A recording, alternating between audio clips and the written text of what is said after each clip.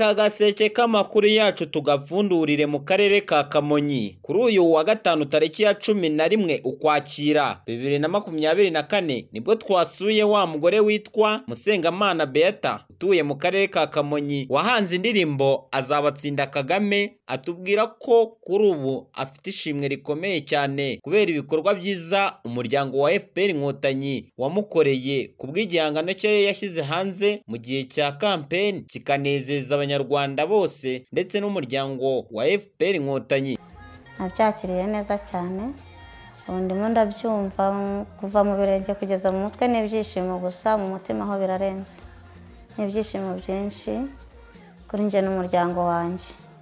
Iyi nzu nta minsi myinshi itwaye, urabona dusoza campaign, twamaze gusoza, akarere karishima, FPR irishima ku gihangano nari maze gutambutsa. Iyi nzu bayitangiye mu kwezi kwa munani mu matariki ya mbere, ntabwo imaze igihe kinini, ni amezi 2 yonyine itwaye. Ntabwo nigeze mbitekereza, nta nubwo izo ndoto nigeze nzigira, kubera yuko nabonaga iyo mfite nkabona ubushobozi kugira ngo nzagire ubwo bushobozi bwo kuba nagira inzu nk'iyi, ntabwo nabikekaga, nta nubwo nabitekerezaga. Imbere hari y'urubaraza narwo rurimo amakaro n'inkingi 3 nziza zisize irange. Mu mbuga harimo igiheri, harapavomye, hari akajaride gahari iruhande rw'aho ngaho mu mbuga. Imbere mu rugo hari ikiraro cya kijyambere, hari ikigega cy'amazi, hariyo robine bahashyize, hariyo igikoni cyiza gisa neza gisize irange gipavomye nacyo.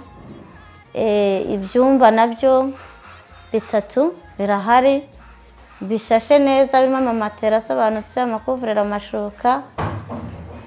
Harimo dushe na toilette mu cyumba cyanjye.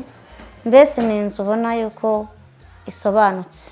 Ibindi bampaye n'intebe zo muri salo, bamereza utubati, bamereza amasafuriya n'ibindi bizagenda biza, ntabwo biracyaza. Si ibi bakoze gusa, bajyanye abana ku ishuri, mfite abana ariko bose urabona ntabahari, bari ku mashuri bariga, ibikoresho barabihawe bigaragara, kurirwa ama uniform, barihirwa minerivare, bajyanwa ku ishuri bariga.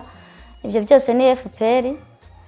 Ubwo rero ishimwe mfite ryo gushimira FPR irandenze. Igikuru cyane ndashimira umuryango wa FPR, ndashimira iki gihugu cyacu n'imiyoborere yacyo muri rusange, ndashimira chairman wacu. Ubwo rero mfite chairman, mfite FPR, mfite abanyarwanda bafite umutima mwiza nk'uko tubayeho, ubumwe bw'abanyarwanda. Ndumva hazaza hanjye ari heza kuko intangiro yo murayibona, n'ibindi bizaza.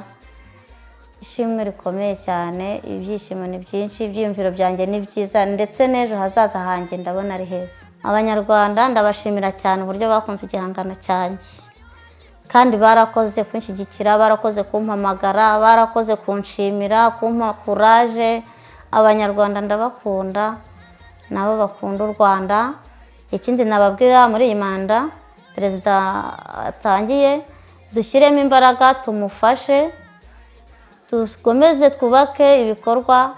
Aho u Rwanda rugeze turuvane hano turugeze n'ahandi twifuza ko rugera, rukomeze rubu rwa mbere, rukomeze rwese imihigo kuri chairman afatanyije n'abanyarwanda. Musengamana Beata yatubwiye ko ashimira nyakubahwa Perezida wa Repubulika y'u Rwanda Paul Kagame ndetse n'umuryango wa FPR Inkotanyi wamutekerejeho maze ukamuha ishimwe kubw'igihangano yashyize hanze maze kikanezeza abanyarwanda. Ikindi arashimira abanyarwanda bose muri rusange bo bamufashije kugira ngo iki gihangano cye kigire aho kigera. Uyu Musengamana Beata yakomeje atwereka bimwe mu bikorwa umuryango wa FPR Inkotanyi wamugejejeho. Janvier Manishimwe, Unique TV mu karere ka Kamonyi.